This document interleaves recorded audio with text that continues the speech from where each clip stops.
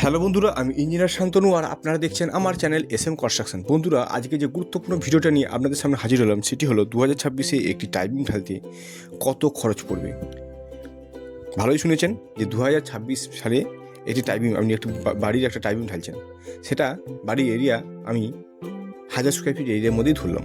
সেক্ষেত্রে টাইপিংগুলো ঢালতে যদি 1000 স্কোয়ার ফিট এরিয়ার উপর আমি বাড়ি বিল্ডিং করবেন ভাবছেন, এবং তার জন্য যে টাইপিং মোটামুটি একটা টাইপিংগুলো কানেক্টিং হওয়া দরকার, একটা কলাম টু কলাম টাইপিংয়ের যে লেন্থ হওয়ার কথা, তার পরিপ্রেক্ষিতে একটা লামসাম একটা হিসেব আপনাদের সামনে তুলে ধরার চেষ্টা করছি।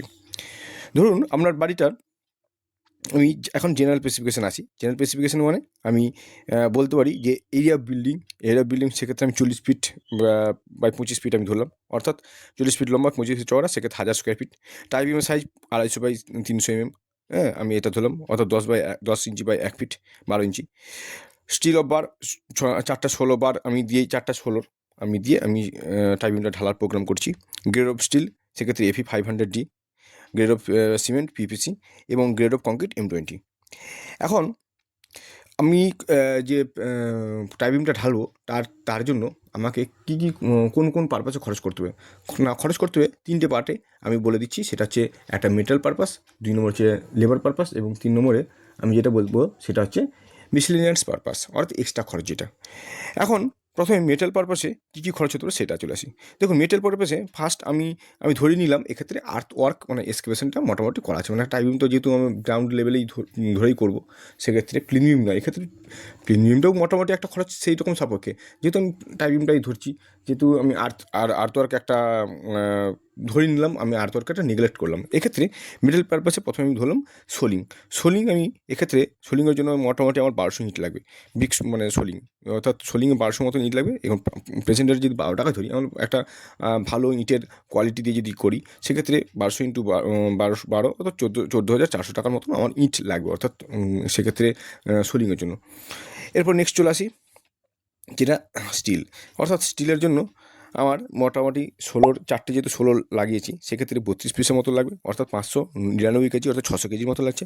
এবং 8 mm এর রড রিংয়ের জন্য 40 পিস লাগবে, সেক্ষেত্রে 190 কেজি আমার লাগবে। অর্থাৎ টোটাল যদি ওয়েট কাউন্ট করি, মানে কিউমুলেটিভ করি, সেটা হচ্ছে 7,789 কেজি। অর্থাৎ পেশেন্ট রেট যদি 70 টাকা করে ধরি, সেক্ষেত্রে অ্যামাউন্ট আসছে কত না 789 ইন্টু 70 সমান 55,000, মানে 55,230, অর্থাৎ 55,230 টাকা আমার এক্ষেত্রে খরচ পড়বে স্টিলের ক্ষেত্রে। চলে আসি এরপর সিমেন্ট পিসিসির জন্য, পিসিসি যেহেতু করতে হবে, পিসির জন্য 8 ব্যাগ আমার সিমেন্ট লাগছে, আরসিসির জন্য 30 ব্যাগ সিমেন্ট লাগছে। টোটাল আমি 38 ব্যাগ সিমেন্ট আমি ধরে নিলাম। পেশেন্ট রেট যদি 350 টাকা করে ধরি পিপিসির ক্ষেত্রে, সেক্ষেত্রে আমি 38 ইন্টু 350 মানে 13,300 টাকার মতন আমার সিমেন্টের খরচ পড়ছে। এরপরে চলে আসে শাটারিং যেহেতু সাইড শাটারিং আমি এক্ষেত্রে আমি ধরে নিলাম, সাইড শাটারিংয়ে মানে দুই দিকে শাটারিংয়ের ক্ষেত্রে 430 স্কোয়ার ফিটের মতন শাটারিং আমার মোটামুটি লাগবে। এক্ষেত্রে কস্ট অফ শাটারিং 430 ইন্টু 22 টাকা সমান 9,460 টাকা, অর্থাৎ শাটারিংয়ের জন্য 9,460 টাকা মতন খরচ পড়বে। চলে আসি এরপর স্যান্ড পিসিসির জন্য 50 সেফটির মতো লাগবে, আরসিসির জন্য লাগবে 110 সেফটি, টোটাল 160 সেফটির আমার বালি লাগছে। এখন প্রেজেন্টের যদি 80 টাকা করে ধরি, 160 ইন্টু 80 সমান ইজিক্যাল টু বলতে 12,800 টাকা মতন বালি লাগবে। এরপরে চলে আসি এগ্রিগেট, পিসিসির জন্য 100 সেফটি, আরসির জন্য 210 সেফটি, টোটাল 310 সেফটির মতো আমার পাথর লাগছে। প্রেজেন্টের 65 টাকা করে ধরলে, সেক্ষেত্রে আমার 65 ইন্টু 310 সমান লাগবে 20,150 টাকা।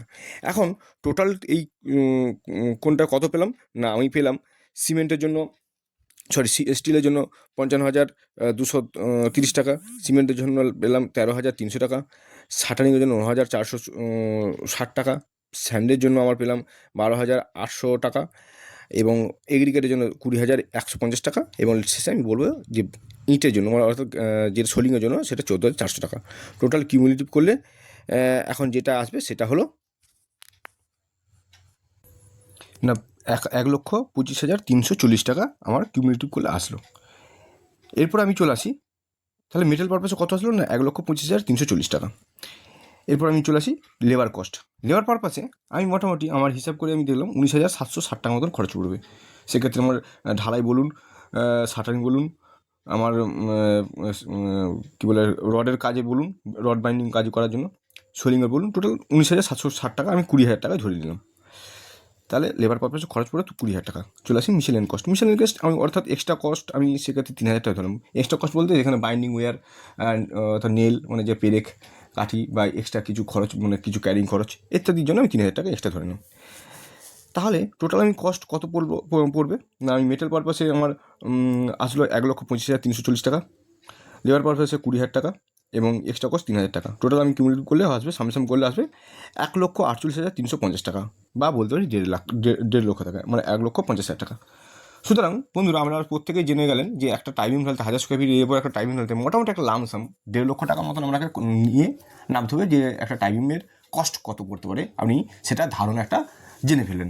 তো আপনি যখন বাড়িঘর করবেন তখন আপনার এরকম ডিটেলস আপনার জানা অবশ্যই জরুরি। তাহলে কিন্তু আপনি নিজেই একটা পার্ট যদি এখন হিসাবগুলো জানতে পারেন তখন আপনার বাড়ি করতে আপনারই সুবিধা, যে টাকাটা কোন পারপাসে কত খরচ পড়তে পারে লেবার পারপাসে বা মেটাল পারপাসে। তাহলে কিন্তু আপনি অন্ধকারে থাকবেন না, অন্ধকারের ব্যাপারটা আপনার থাকবে না বা আপনার অজানা থাকলো না। তো যাই হোক, এরকম আরও তথ্য আরও ভিডিও পেতে অবশ্যই কমেন্ট করুন। এরপর কোন নেক্সট ভিডিও কোন ধরনের নিয়ে আসবো সেটা অবশ্যই কমেন্ট করুন। এরপরে হয়তো নিয়ে আসতে পারি হয় ব্রিক্সের জন্য, মানে 10 ইঞ্চি এবং 5 ইঞ্চি পার্সেন্ট নিয়ে গাঁথনি করতে কত খরচ পড়বে সেটার জন্য বলতে পারি, মানে আপ টু ছাদ পর্যন্ত লিন্টেল বাদে, লিন্টেলটাকে মানে ধরে মানে বাদ দিয়ে ছাদ পর্যন্ত, কিংবা বলতে পারি যে 1,000 স্কোয়ার ফিট এরিয়ার পর শুধুমাত্র ছাদ ঢালতে কত খরচ পড়বে। এই দুটোর মধ্যে কোনটা আপনারা চাইছেন সেটা একটু কমেন্ট করে অবশ্যই বলবেন। তাহলে সেইভাবে আমি ভিডিওটাকে আপনার সামনে উপস্থাপনা করবো। তো চেষ্টা করবো যত তাড়াতাড়ি পারি ভিডিওগুলো নিয়ে আসবো, কারণ কিছুদিন আগে পর্যন্ত আমার কিছু একটা পার্সোনাল সমস্যা ছিল, যে কারণে আমি ভিডিওগুলো আপনার সঙ্গে আপলোড করতে পারিনি বা দিতে পারিনি। তো যাক, এরপর নেক্সট আমি মানে প্রায় নিয়মিত ভিডিওগুলো দেবো। তো যাক বন্ধুরা, আজকে ভিডিও এই পর্যন্ত। পরবর্তী ভিডিওর জন্য ততদিন ভালো থাকুন, সুস্থ থাকুন, ধন্যবাদ।